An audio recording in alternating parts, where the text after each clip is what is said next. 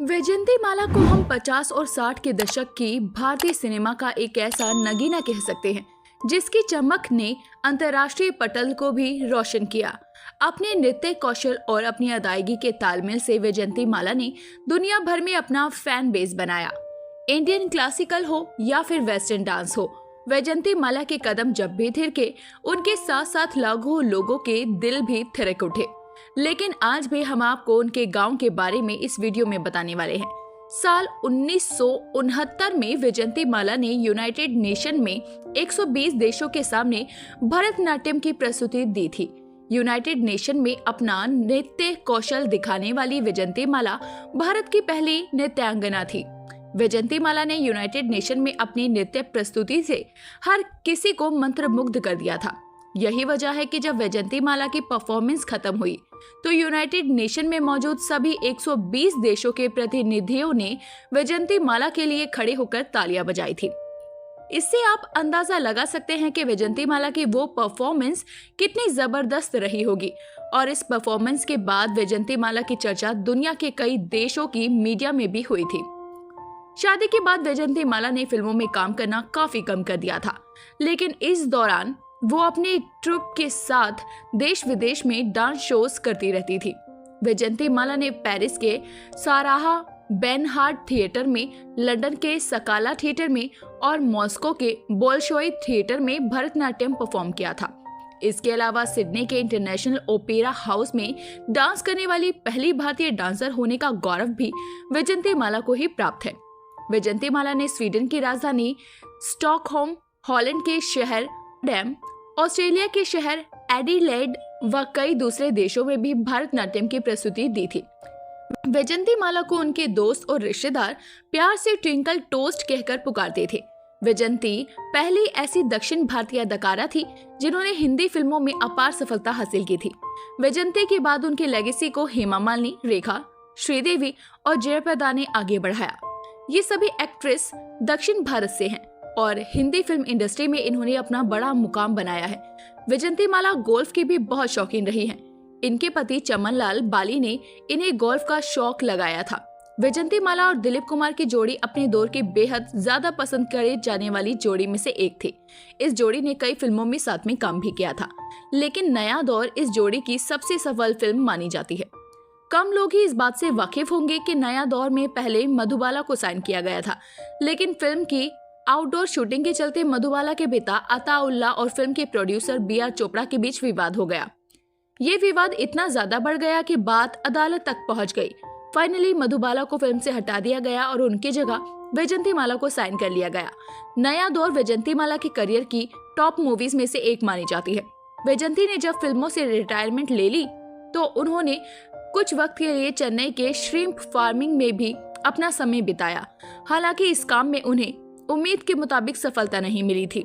बाद में ये काम बंद कर वैजयंती ने चेन्नई में ही एक डांस एकेडमी भी शुरू की, मगर जब वैजयंती पॉलिटिक्स में गई तो इन्होंने वो डांस एकेडमी भी बंद कर दी। अमिताभ बच्चन और शशि कपूर की सुपरहिट फिल्म दीवार में मां किरदार पहले वैजयंतीमाला को ही ऑफर हुआ था, लेकिन इन्होंने ये कहकर वो किरदार ठुकरा दिया था कि ये फिल्मों में हीरोइन थी और एक हीरोइन की तरह ही रिटायर भी होंगी, कभी मां के रोल्स नहीं करेंगी।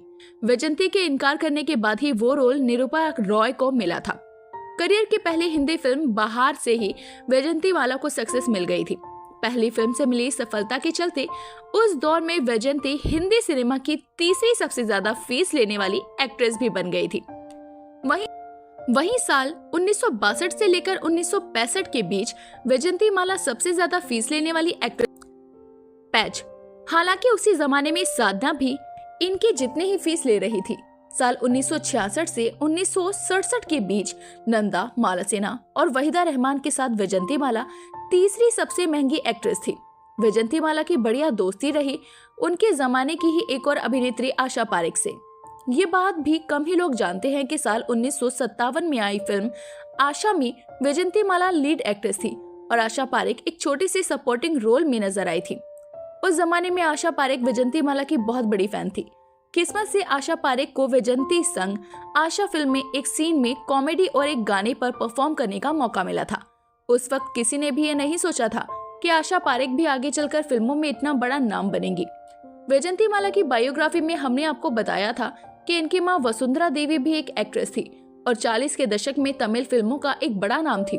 मगर ये बात बहुत ही कम लोग जानते हैं कि साल 1960 में आई इरम्बू थिराई नाम की एक तमिल फिल्म में वैजयंतीमाला ने अपनी मां वसुंधरा देवी संग वैजयंतीमाला के किरदार का नाम मंजू था और वसुंधरा देवी मंजू की मां बनी थी। यानी रियल लाइफ की इन माँ बेटी पहली और आखिरी दफा इरम्बू थिराई नाम की इस फिल्म में भी माँ बेटी के किरदार में नजर आई थी। वैजयंतीमाला को रजनीकांत की सुपरहिट फिल्म मिप्पलई में भी काम करने का ऑफर दिया गया था। वैजयंतीमाला को बढ़िया पैसे भी इस रोल के लिए ऑफर किए गए थे, लेकिन इन्होंने ये कहकर उस फिल्म को ठुकरा दिया कि वो कोई भी नेगेटिव किरदार नहीं करेंगी और रजनीकांत की सास का किरदार तो वो कतई स्वीकार नहीं करेंगी। आपको शायद यकीन ना हो, लेकिन दिलीप कुमार और मनोज कुमार की फिल्म क्रांति में भी वैजयंतीमाला को काम करने का ऑफर मिला था, लेकिन वैजयंतीमाला ने उसे भी ठुकरा दिया था। वजह वही थी जो कि हमने आपको पहले भी बताई थी, वैजयंती कैरेक्टर रोल्स नहीं करना चाहती थी। वहीं अगर वैजयंतीमाला जी के गांव के बारे में बात करें तो आपको बता दें कि वैजयंतीमाला रमन 13 अगस्त 1936 Triplicane Madras presidency British Bharat now in Tamil Nadu Bharat में है। दरअसल वैजयंतीमाला जी का मद्रास चेन्नई में जन्म हुआ था और ये जगह बेहद ही खूबसूरत है और ये सबसे ज्यादा अगर किसी चीज के लिए जानी जाती है तो यहाँ मौजूद मंदिर, जो अपने आप में काफी खास है। हिंदू पौराणिक कथाओं के सर्वोच्च घरेलू देवता भगवान विष्णु को समर्पित पार्थ सारथी मंदिर चेन्नई के प्रसिद्ध मंदिर में से एक है, जो त्रिपल्ली केन में बंगाल की खाड़ी के तट पर स्थित है। बता दें कि पार्थ सारथी मंदिर प्रसिद्ध 108 वैष्णव मंदिरों में से 61वां दिव्य देशम मंदिर है।